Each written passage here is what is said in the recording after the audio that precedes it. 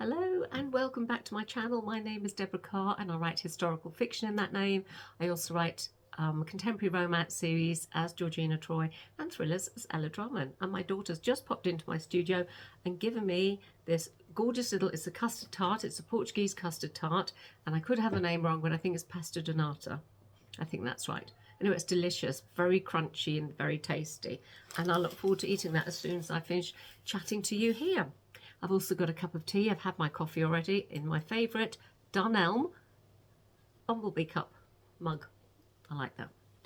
So, thank you for joining me today. And my news today is that, well, it's been a busy week. For those of you who've been here before, you all know that I'm moving soon. So after over 20 years in this house, a lot of sorting that has taken forever. I've had family members who've lived away for years, I mean tens of years.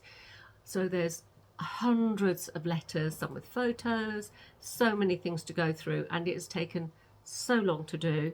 But I've also given away a lot of stuff, but thankfully I have a big family, so things like drinking glasses my niece took, and old handbags, not old handbags, lovely handbags, but I just don't need as many handbags as I've got. Let's be fair, I don't go out that much. And so like other nieces or my mum has taken stuff. Vases, I've got so many vases. I'm downsizing and I just don't need the amount of stuff that I've got. So that's the best thing about a family. I just take them to my mum's. She messages everybody. She's brought a load of stuff round, come and help yourself. And they do. And anything that people don't want, my mum then takes to one of the donation places, one of the charity places. We've got quite a few over here, which is absolutely fantastic. So really, really cool. We're almost there now. The only thing I have to do left is sort through and try and downscale some of my books. I'm not good at getting rid of books. So, but I figured that if I have book, okay, there's the lovely big hardbacks I'm not ever going to part with, but there are the ones of paperbacks I probably have for 10 or 20 years. If I haven't read them now, I am not going to read them. So they need to be sorted through and donated. So there's books, that's a big thing. There's one thing that I have a lot of in my house, and that are bookcases. I have fitted bookcases, I have standalone, massive ones, full length ones, little ones. I have 3 here, for heaven's sake. So I have a lot of bookcases. So books. And what else do I have to go through? There's one other thing, but I can't think what that is. Obviously, the only thing that worries me, oh, the kitchen. We've gone through the kitchen, taken out the surplus stuff, but I've obviously got to pack that up at the last minute. So we're nearly there. But I don't care how miserable I am in my new house. I don't think I'll be miserable. I like my new house. I am not going to move again. And if I start whinging about the place, please, you have all my permission to tell me to just shut the hell up and stop moaning, because I'm never moving again. It is a nightmare. My lower back is sore. That's why I'm not able to do my books today, because I lifted up too many heavy things yesterday. And it's like, you know, I have to have a day where I'm not doing too much. So I'm actually focusing on my writing today because I'm behind on that. I'm meeting my publisher in probably 4 weeks. I've got to deliver this book in 5 weeks. And I really should be further ahead than I am. And I still have proofs to come back for a Boldwood book. So it's fitting everything in. It would have been better if some of the things were being done at a different time, but you know what? It's all good, and I'm very grateful and I'm very lucky to have found somewhere I like and to have found a buyer who likes this house. So fingers crossed it all goes ahead smoothly. I think it will. I'm sure it will. It will, and will be moved. But so there are 2 other things today that we're celebrating. So one is, and I'm going to have to move this, so please excuse me, this little guy here. Ooh, Ruru, little Roo. It's his gotcha day. 10 years he's been with us. 10 years. So 10 years ago today, Rob and I came back from holiday with the kids, and we had to go and collect Roo. He had been very badly treated where he comes from. He comes from Spain. Very badly treated. He had been beaten up, and he was, one of his ribs, he's very sensitive and aware of that side. He had broken ribs, we believe, and he was adopted, but he was returned for actually understandable reasons. He didn't like, I think we believe it was boys or young guys who took him out and beat him up. We think now it was in the dark because he's terrified of the dark. And the lady who adopted him had a young son, and he didn't bite him, but he threatened him, like warned him off, sort of thing. I completely understand why the lady felt she couldn't keep him. Obviously, she has to think of her son.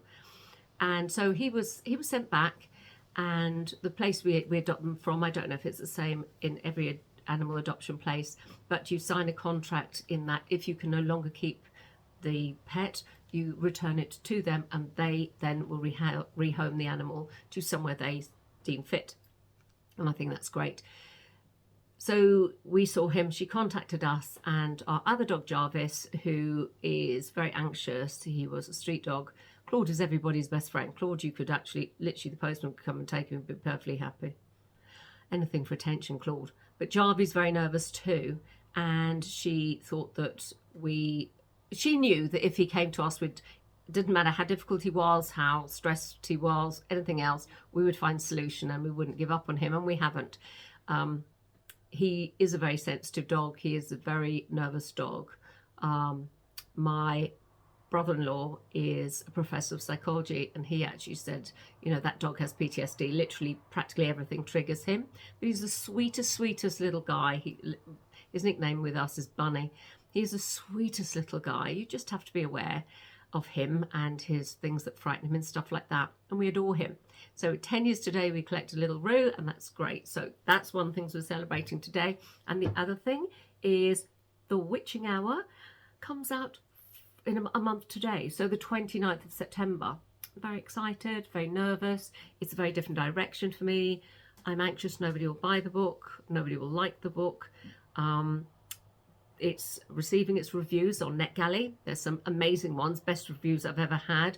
Obviously other people, not their thing or whatever. So it's really nerve-wracking. I mean, I have written 9 other books for HarperCollins, and I knew what I was doing. I have a really wonderful set of readers who read all my books and are really supportive, and I know what I'm doing, and I obviously know what they want and that sort of thing. This is a totally different thing. It's a very different book. I mean, it's historical, it's time slip, it's time travel actually, and I've never written about witches before, didn't know that much about witches before, and have found it really, really fascinating. I've never written about the English Civil War, although this is set in Jersey, because it affected the island very much for various reasons that you'll find out if you read the book. Please do. But so it was a huge amount of learning and research to do before writing the book, and while I was writing the book. So it's a very anxious time for me, but if you do read the book, I really want to say thank you if you buy it, and I do hope you like it if you read it. And today I'm getting on with the first draft of my second witchy book.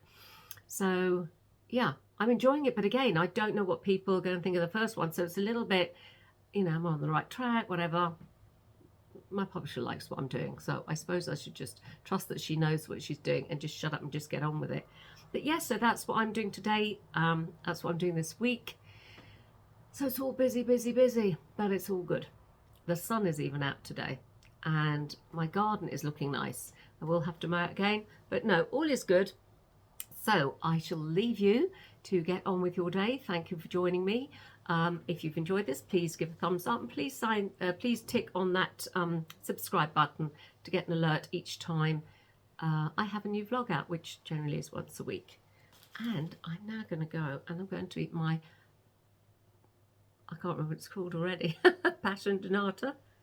I can't remember. Portuguese custard tart. I've been looking forward to that. So thank you for joining me, and enjoy the rest of your week.